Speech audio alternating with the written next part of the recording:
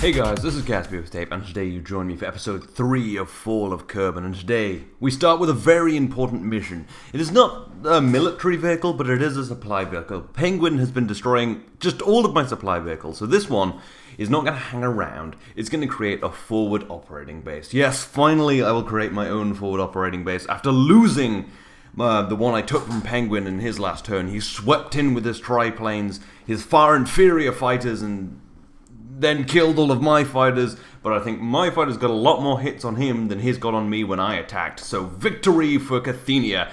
Anyway, so yes, this is here, 75 kilometers from the base, at the entrance of the valley, at the pass below the mountains, and here is our forward operating base, and just a rough runway in the middle of the grass, but we'll move some force up here, some serious force, so that we can hold Penguin at this pass, and that will be rather glorious. But before we do that, we need to go and attack him. So, the best vehicle to use for attacking is an attacker, right? That's only sometimes true, but in this case it is. So we're sending out the attacker we've had for ages, just lying around. It has done a couple of missions before. I think it has bombed a tank out.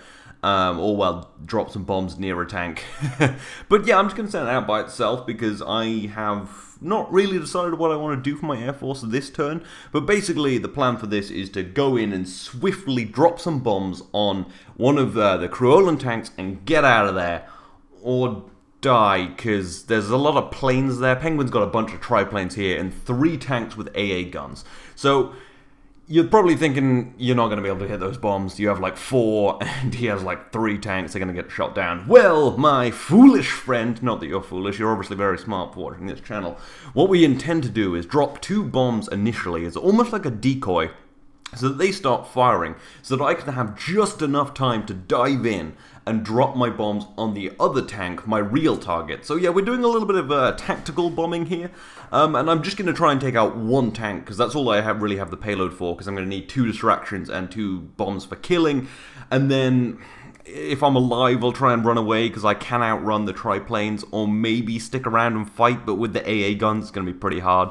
So I'm just angling down here and preparing the bombs, and there we go, the telltale fire from underneath my plane, which is worrying, as the bombs tumble towards. I don't care how accurate they are, because they're not going to hit, and then I'm just going to start going into a bit of a dive, really subtly, with this huge amount of smoke coming out of me. The Tetrads appear to be taking off. I'm sure they will be upon me in no time, so I'm going to get seriously into a dive, hope that my biplane engine doesn't shut down, and watch the flak not fly at me, but indeed fly at my bombs. But then some flak starts coming at me, so I dispatch the bombs as quickly as possible. There goes 1, I think, and the other, and it's time to pull out, because we are getting pretty close to being hit. The first 2 bombs looks like I don't know what happened to them, they didn't hit though, but the second 2 slam into the SM-1A and tear it apart. But we are taking serious flak fire, so I'm deciding to try and get above it and out of their firing range. But there's quite a lot, and this is a very accurate SM-1B with the smaller flak cannon and the kind of heavy hitting one below me. And it is coming right at me, and I should have been maneuvering more, but I was preparing my guns, and my wings fall away as flak tears me apart, and we just get murdered. All of our wings come off, and they're not letting up. So, yeah, it's looking like this didn't go great for the pilot, but he will be remembered as a hero, the hero of Cathenia. He took an almost impossible mission, you know, taking out a tank versus, I think, like 4 planes, although one of them didn't take off. We'll get back to that later. And then, you know, against 3 tanks and took 1 out. And not only that, he's about to bail out. Yes, the flag finally unobstructs the hatch. He bails out. I fire up the RCS pack, and then I'm like, okay, that's a little unrealistic. So I turn that off, let him hit the ground, and he survives. Yes, this man, this Kerbal, he is a god, but he is now a prisoner of war. So we're going to want to get him back at some point, and we can just watch the planes fly past from the lonely ground. But yeah, so I think that went pretty well. Anyway, while we're preparing our next move, we have something rather important to launch.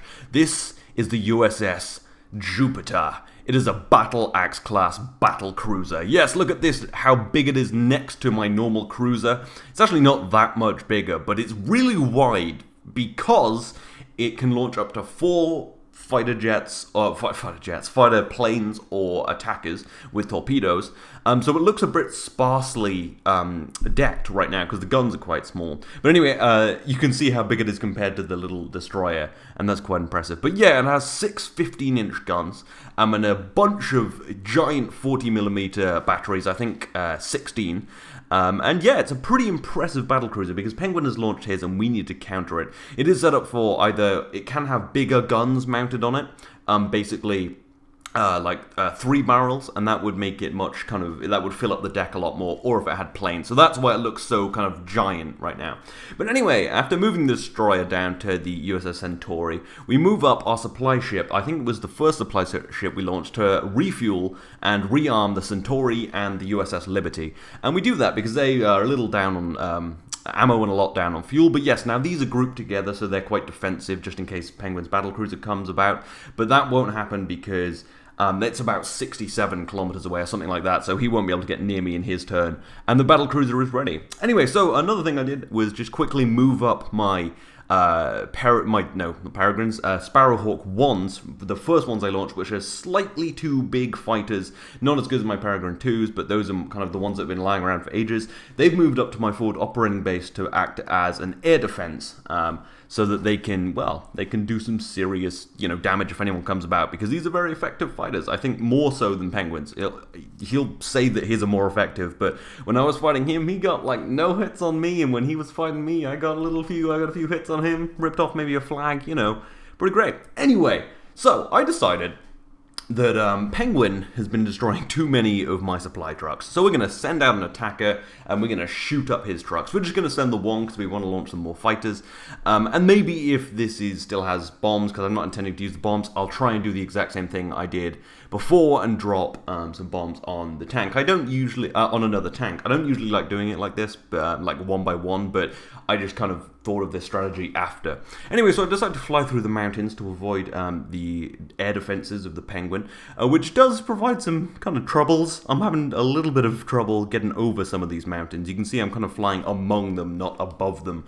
And yeah, so this turn you may have noticed hasn't been so aggressive as last turn. It's been more strategic, I think you'll find. We get another nice shot of me narrowly avoiding a cliff. And that's what I'm trying to do right now, because I hit the Corolans really hard last turn, and this turn I just want to really pick apart at their strategy. I'm taking their strategy at their logistics. So I'm going to take out their 2 supply trucks right here. So their forward operating base is without supply for a little longer. I'm going to try and take out a second tank, so we're just kind of taking pieces out. I think there's a plane that isn't taking off, which I'm going to try and either shoot or ram before I get torn apart by flak fire.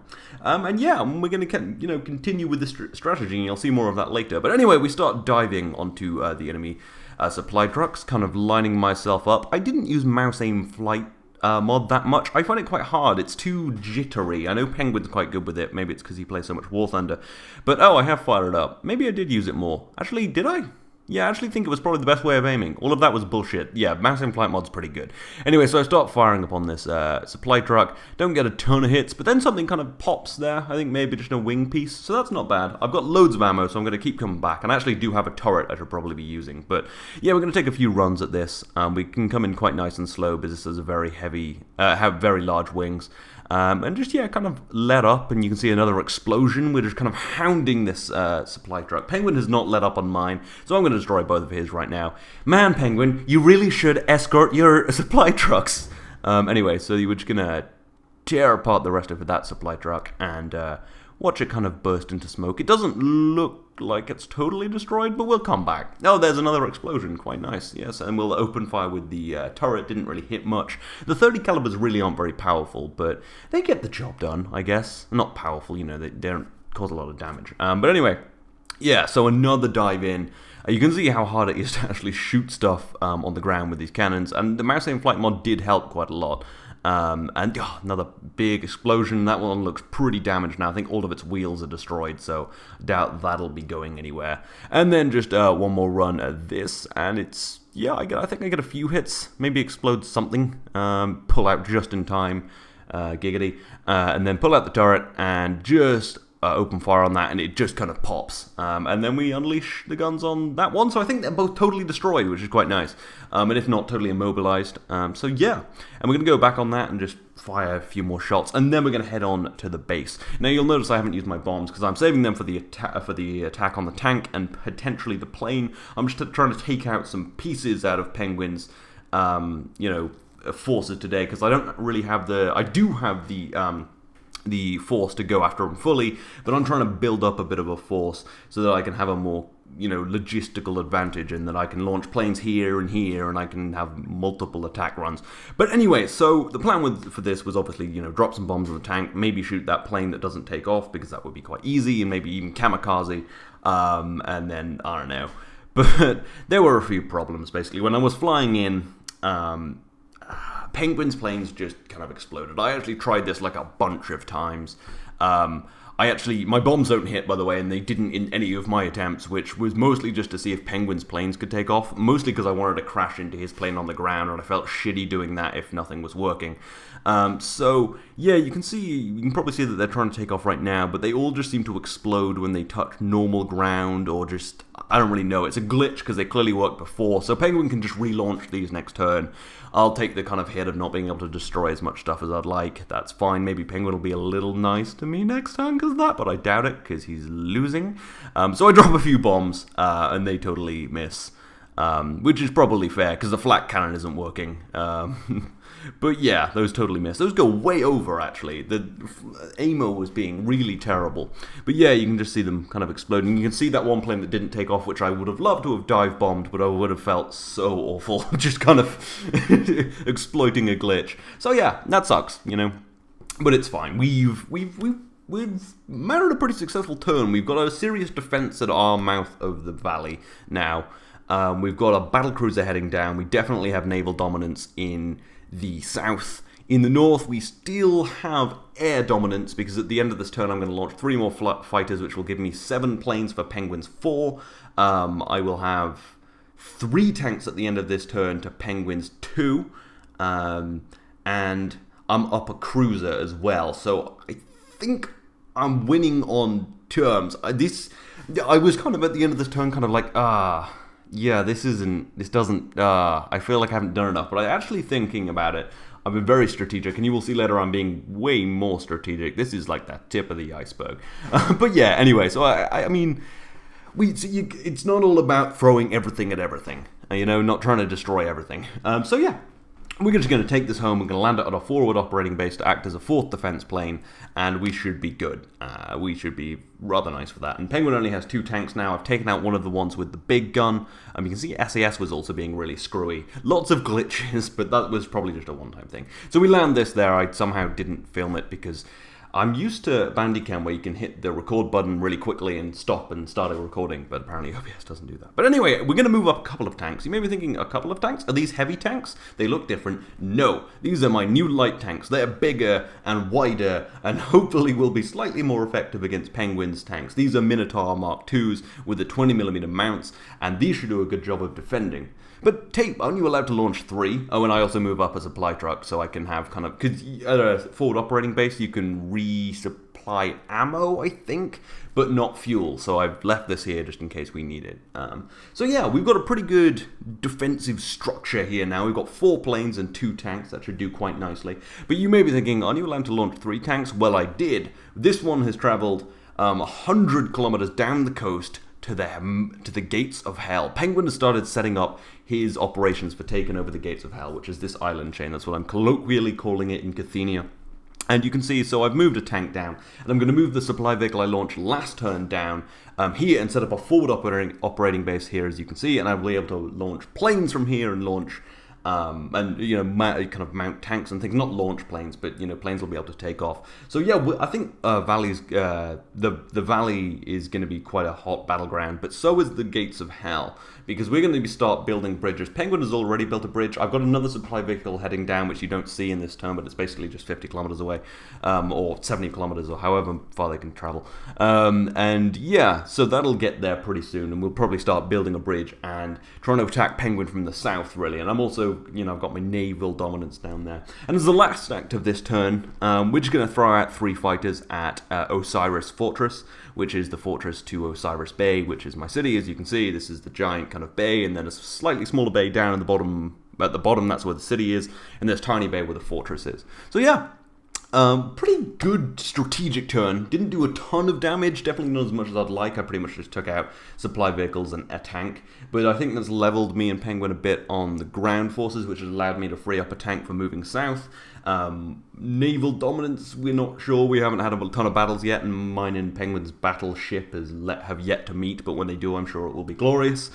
But yes, so I hope you've enjoyed this. I hope you are still faithful in Cathenia, that our strategy is far better and we can hit Penguin harder than he can hit us.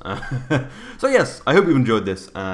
This has been the episode 3 of Fall of Kerbin, and if you'd like to go check out a couple more videos, there is my latest episode of KSP Road to Exploration, in which I do various things, which I'm blanking on right now, but it's a space exploration series. It's nice. It's a nice space series, and it's in Korea, and it's very fun.